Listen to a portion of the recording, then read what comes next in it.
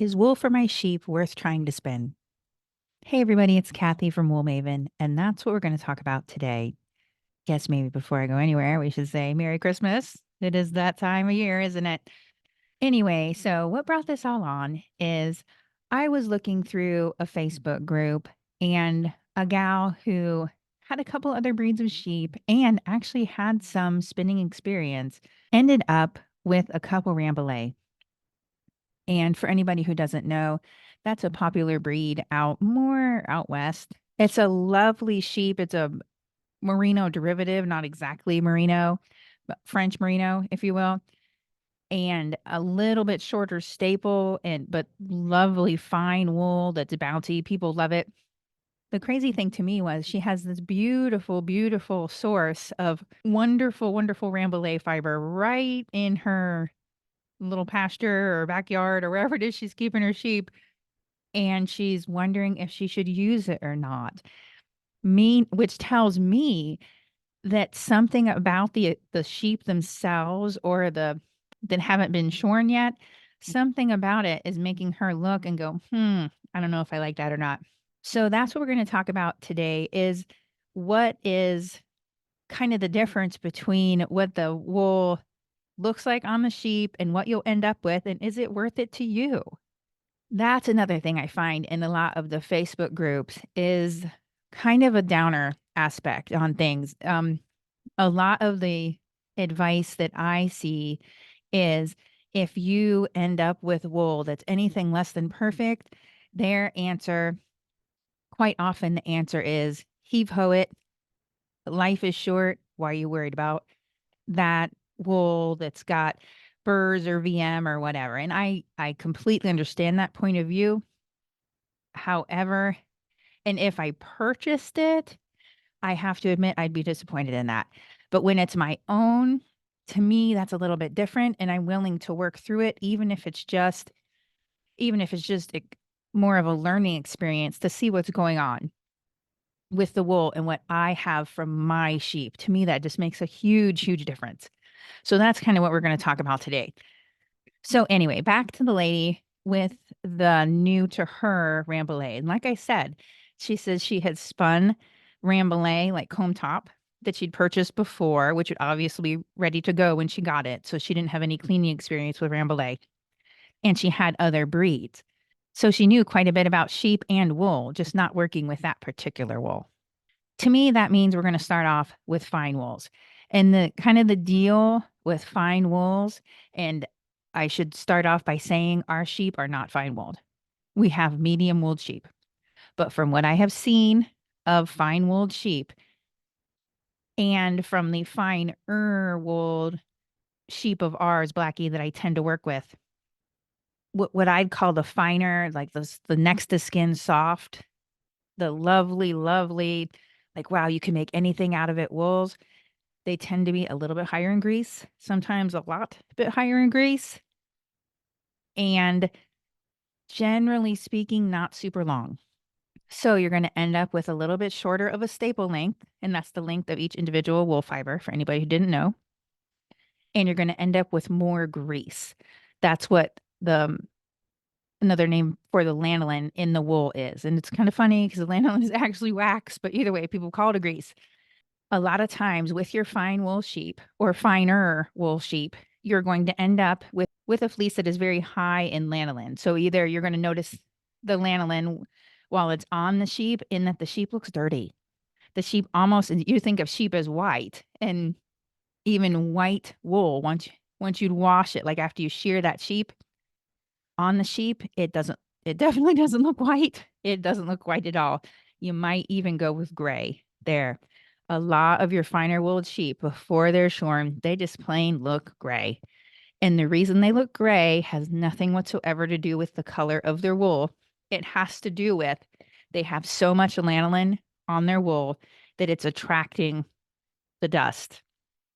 Honestly, their fleece is somewhat like half wool, half dust bunny. So that's what you're seeing. But do not let that throw you, because the beautiful, beautiful, fine, wonderful to work with fiber is just under that dirt. So all you need to do is spend a little bit of time washing it up, and it might take a couple washes. It just might. And if it's a finer wool with a high grease content, it probably will take a couple washes. But the beautiful, beautiful fiber you're looking for is right under there. You just got to get the dirt out. And I have noticed if you still like to spin with a little bit of grease on, if you just soak the fibers overnight, then all the actual dirt comes out in the water. And what you'll be left with is just the lanolin. So, which then the lanolin requires higher temperature and some sort of detergent to remove. But if you just want to remove the dirt pieces, you can do that as well and see what you like, and then kind of up your game. And if soaking the dirt out didn't work, that's okay. Then move to scour it once, see how it is. Scour it again. That's, scouring is another word for washing it with detergent, and see how it goes and see what you like. So the point to this story is, just like you wouldn't throw out your clothes because they're dirty, you just wash them. Your fleece on your sheep, especially the fine wools, because of the lanolin, they're just going to come to you with quite a bit of not wool in there. And even on the sheep, you're going to see it. That's why that fine wool sheep looks gray rather than white. But it's nothing whatsoever to do with a problem as far as spinnability or some sort of lack in the, to be honest, awesomeness of the fiber. It is just dirt that is very easy to remove. The vast majority of that dirt will come out with just the simple soak in water. And then the lanolin, like I said, the grease, that comes out with a warm water and detergent. So the gal with the Rambouillets who's all worried that she's going to try the Rambouillet fleece from her own sheep and she's going to be disappointed, if she's willing to put in a little bit of work in the scouring, which in my experience, the finer wools with the higher grease content do take at least 2, maybe 3 scouring times. If she's willing to put in that work, then wow, there's a wonderful, wonderful fiber waiting for you underneath. You just got to kind of get to it. But don't let the outside looks throw you. The lanolin, no problem. You can easily get that out. The dirt that the lanolin attracts, no worries. You can get that out too. So if that's your concerns with your home flock, that the animal just looks dirty, don't worry about it. Don't worry about it. You can easily get that out. Now, on to medium wools, which would be more like what we have, which is just a very common white face. It's a Dorset cross sheep. And medium wool in that medium crimp, medium length, just medium, medium, medium. Our sheep, they do kind of look a little bit dirty, but never, they don't generally look gray, because why? They don't have a ton of lanolin in them. They have a little bit, but nowhere near what the finer wools have. Our sheep, actually, we don't have to worry all that much about felting at all. The things that I'll run into with the fleeces are any sort of contaminants from the pasture, like little bits of burr, little bits of hay, little wee teeny, almost like dust bits of hay, because what they'll do is we feed them in a roll out a round bale on the ground, and then they all line up and eat. Well, they'll grab a hunk of hay and chew, and then raise their head up and look around. And while they're raising their head up and look around, little bits are falling out on their buddies that are standing beside them. So even if you feed your sheep on the ground, that can still end up on their next door neighbors. So, so at least for me, I feel I always end up with a little bit of that. But as far as lanolin, the medium wools, not a ton at all. Not a ton at all. Then the long wools, and I have had, oh gosh, I had one Cotswold. So one long wool sheep. The biggie there is not a ton of lanolin. The biggie there, though, is that you're going to have to shear more than once a year. And the reason for that is to keep the fiber length manageable, especially if that wool felts. Because what I have noticed is if your sheep breed is feltable, that's really the one that gets you. As far as like for the sheep's sake, do you have to shear it twice a year? Not necessarily. But for the sake of keeping the fiber usable, yeah, that's that's the main reason for the twice a year shearing, at least with the long wools. And then with that, we're talking about like more than 6 inches of growth. In some of the long wools, you're getting like 10 and 12 a year. So you'd go like roughly speaking 50-50 there. If you want to keep your long wools manageable, then the biggest thing there is figure out a shearing schedule and make it so it's late enough in the spring that they won't be cold, but then have your fall shearing roughly half a year after that be early enough in the year that they'll be able to grow a little bit more wool to keep them warm for the winter. So aside from shearing schedule and keeping your pasture decently clean, as in no burrs, that kind of thing, those are your main concerns. And then what will also happen is most wools, even the lower grease ones, still do attract quite a bit of dirt when they're on the sheep because once again, the lanolin is on the wool. So it is a stunning transformation just to soak the fleeces, and this goes for all fleece, just to soak it in just plain water, give it an hour to even overnight, and just all that dirt will come off. So once again, you'll still be left with the lanolin, but the dirt will be gone. And that seems to be the biggest, almost like overnight transformation of dirty to clean. I don't know if you looked at some of my previous videos where I did a comparison of soaked versus non-soaked of 4 wools, actually 3 wools and mohair. And the Tunis made a stunning transformation. It was fairly dirty and then ended up almost white just with soaking in just plain water. So, why am I telling you all this? Because before you decide that the wool that's on your sheep is not worth your time, I would suggest giving it a shot. I do want to mention for anyone who, and I do this, that's how I know about it. I do it. What I noticed is my favorite wool is from Blackie, who's actually getting more gray now, but moving on, her one and only black sheep. I love to use that fleece. So when we get her shorn in the spring, I want to keep every last little bit of it. And that generally is a mistake. It generally is a mistake. Skirt your fleeces. So get off kind of the outside edges, any weird bits, any poop, any chaff. If you lay out the fleece flat, basically the edges all around are going to be your less desirable wool. And check it out and go by feel. If it feels off to you, skirt it off. So separate it off, pull it off, and either toss it out for the birds. They do seriously build their nests out of it. Or if you're like me and you're like, oh no, I can't. What if I can do something with that? Well, separate it off into a different bag. And that way, the little bits that are in like the neck wools where I tend to find most of it, the little contamination vegetable matter bits, all those will be in your extras bag and not in your main bag with your main fleece, getting your main fleece dirty.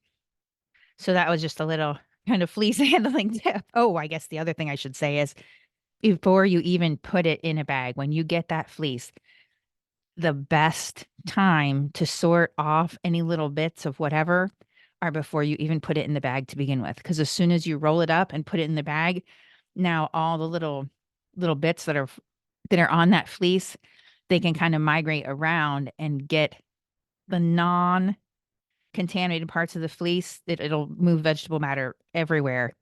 So why not just keep the vegetable matter in the places where it is to begin with? So if you can, sort off the vegetable matter as soon as you get the fleece and then bag it. That'll just give you less vegetable matter to work through for later. As far as figuring out if your fleece is worth even trying to spin, there are a few things that you can either fix it or you can manage it. And it depends on what it is. It depends on what it is. Some things, like a high lanolin, that just expect it. Just expect it. The sheep will do what the sheep will do. So if you have a finer wool, I'd expect more lanolin. You're just getting what you're getting genetically. But there's other things that you could fix. Like, for instance, if there's some sort of burr or briar or thistle out in your pasture that ends up showing up in your fleeces, get rid of those. Get rid of those. That or use one of my favorite tools, scissors. Anytime I find a burr in one of the fleeces that I've kept, I just shoop, I just cut it right off. And I used to be paranoid. I used to be paranoid to cut the locks because I was like, oh my gosh, you can't cut that. You need all that length. It is so much easier to just cut off the burr, that or heave ho the whole section with the burrs in it. But if you've got a lot of great wool and just a couple of burrs, honestly, just cut them out. Just cut them out. Do not spread all that. Do not spread that entire burr through all of your fleece when you go to comb it or card it. Cut it out before you get going. The other thing you can do, and as far as I'm not sure if it's a fix or a manage, because it kind of depends. Staple integrity. So having the wool fiber be strong the entire length of the staple, that is nutritional. That is nutritional. So, which is also why at a super stressful time in the sheep's life, you'll get a weak spot in the fiber because of nutritional stress. That's something that you can, for the most part, not necessarily fix, but manage. So keep up the nutrition in your sheep, and that will be the thing that you can do the best to make sure that the staple length itself stays nice and strong the entire way. Then the next thing that's more of a, gosh, it's just something to consider. The closer the breed that you have is originally to living in a place like you live, the better things will go.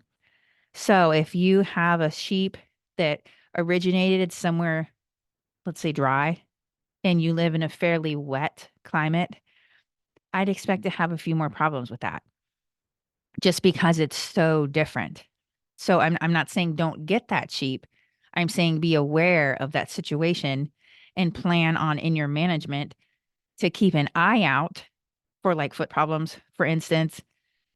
And you'll probably need to do more with coating the fleece because like the range flocks, obviously they don't coat those sheep. They don't coat those sheep and they produce some wonderful, wonderful wool year after year on thousands of sheep. And I'm like, how do they do that? Especially since it's fine wool and it'll felt. Well, when you think about it, it'll come to you. And the cold hard truth is it's dry out there. And on top of that, it really doesn't rain, which goes with the dry out there part. But that also means that the rain isn't pelting the fleece and making it felt up on the sheep, which is what happens. What happens on our sheep, anything that felts, like Blackie, for instance, it is not so much that she's outside exactly. It's more the rain, which also means if I was that concerned about her felting up and I wanted her fleece to be in tip top condition, then she needs to be inside. And that's doable. That's doable. But instead, she's outside with all of her pals. And I just accept that some of that will felt, and that's okay. If I was worried about it, then what I can do to manage the situation or even fix it for that matter is keep her inside. So will your sheep need either coats or to be kept inside? If you haven't thought of this before, you could have a breed that hardiness wise can easily handle the temperatures in your area. But if you want the fleece to be nice and usable, that might be the reason why they need to be inside, which would be the case with Blackie. She does fine out in the pasture. So her personal self out there, she's great. On her back, it gets a little folded up. And I just accept that because the other alternative is to figure out how to keep her inside. And she'd be actually the only adult sheep inside for the winter. And I just don't, that's not right. That's not right. So I'm not keeping her inside by herself. I could keep in more buddies, or I could just leave her outside with everybody else where she's happy and accept a little bit of felting. And that's what I do.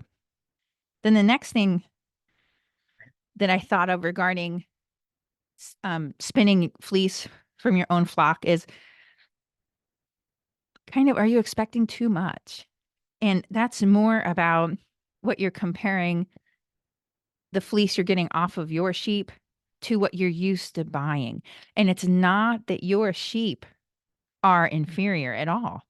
It's that you're used to buying something that's been professionally washed, it's been professionally carded, and it's probably also been combed, which means all the shorter bits have been sorted off. So you are getting like the cream of the crop when you get that ready to spin comb top. And you're comparing that to the fleece that you just got off of your sheep, or maybe after a first washing or two, and you're thinking, wow, this is not what I thought it would be. You're being too hard on yourself.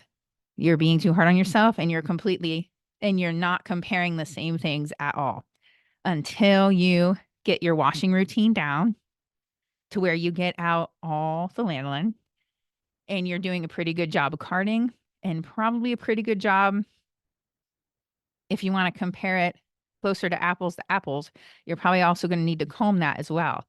And then ask yourself, is the fiber I'm going to be spinning from my sheep right about as good as or better than what I could get commercially?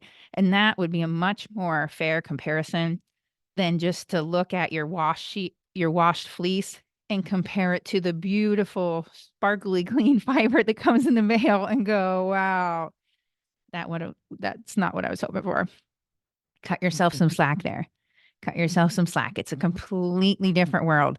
Your fiber, if it's high quality to start with, the only difference between it and what you can buy commercially, assuming they're the same breed, is the steps that are commercially taken to get that comb top to ready to spin comb top.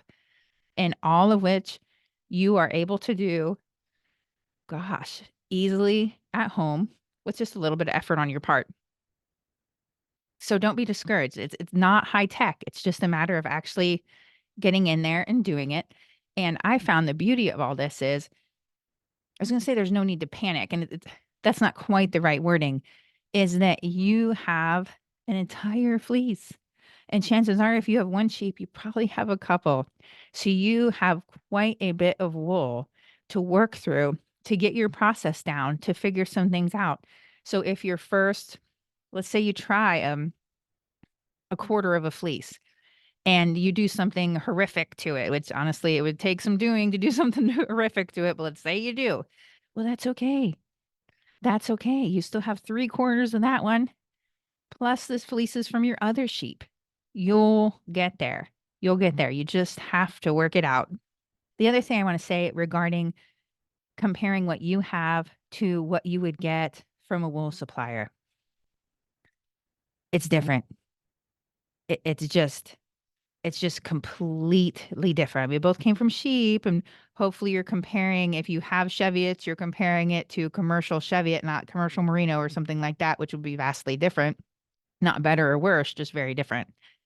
So make sure you're comparing the same breed, and then make sure you're also comparing, like, have you sorted out the fleece length? Just like your commercial comb top would have. Meaning you can't just take what's off the cards, which will still have probably a little bit of vegetable matter in it, your noils, your less than perfect bits. In case you're not aware of it, cards just kind of separate and fluff, but they don't really do a ton of sorting. A little bit of vegetable matter will fall out, but if you want the imperfections out, you're going to need to go for combs, which is closer to what the commercial processes would have done. So if you want your fiber to be comparable to what you're going to order from that same breed that you would order from town or from a wool supplier, then you need to make sure that, once again, you're comparing the same thing to the same thing. So do the extra processing steps. If you take fleece from your sheep and take off all the vegetable matter, sort off any of the weird bits on the outside, like any short links, maybe any poop, definitely any hay, all the oddities like that, then you soak out the dirt, scour it a few times, let it dry, card it out or comb it. And then to get it to where the fibers are, so you only have the great high quality, well separated out, ready to spin fibers. If that's all that you have left that you're working with, boy, to me, you'd be hard pressed to say that what came from my sheep at home in my just normal everyday flock, honestly, it's just as good as what I can buy at the wool suppliers. Just as good. The only catch I have is I live in Ohio, so some of the breeds I'd like to spin aren't available to me, and we aren't a super great wool growing area. It's just too damp here. I just want to encourage you that you can grow some really great fiber from your own sheep. And if you're just looking at the sheep and saying, gosh, that's not what I thought it looked like. Or especially that's not what it looks like when I get it from the wool supplier. You're right. It's not, but you can get it there. And as long as it is decent to start with, nothing outrageous happened to it while it was on the sheep. I think you'd be surprised at how wonderful the fiber is from your own home raised fleeces if you just give it a shot. Just give it a shot, work through it small amounts at a time, and you'll get there. Then the final thing is if you do happen to have a fleece, this is a total bust. It's a mess and you don't like it. How I look at it is you can consider working with it and see how it goes, or you can just say, nope, and toss it. Or what's more likely in my experience is you end up in a little bit more of a middle ground. You'll end up with, let's say you have to throw away half the fleece, but then that means you keep half and you work with it. Even if it doesn't end up exactly what you wanted, it's more of a learning experience and you'll figure it out. Like I just recently, I don't even know why I didn't figure it out. I don't know what made me finally do it just now. I normally card, and once again, it's our Dorset crosses. I normally card just enough to get it separated and then spin it or combine it with something else into a bat. And what I just figured out because I was listening to a Rachel Smith video is if I put that fiber through the carder 3, maybe 4 times, it ends up just a ton more smooth, lots more buttery. So it was separated out for the most part the first time, definitely the second time. But I never went the extra mile, or maybe 2 miles in this case, but I never did the extra carding to get it to really, really, really well separated. And here I've been working with this fleece for ages. Now, to be fair, I did just get the drum carder last year, so it would have been a lot more hand carding before this. There's just my point is there's always something new to learn and cool ideas that come from somebody else and what you grow on your own sheep. Gosh, you'd be surprised at how much you can do with it. And don't let a little bit of dirt or a little bit of vegetable matter keep you from working with some really wonderful, wonderful fleece. Then, for anybody who didn't know, if you're interested, I have a course that teaches new folks to spin. It is built to start with the absolute beginner and take you to a confident spinner. If you're interested in that, you can find it at woolmaven.com/spinning course. Love to have you there. And that's it. Have a wonderful Christmas. See you next time.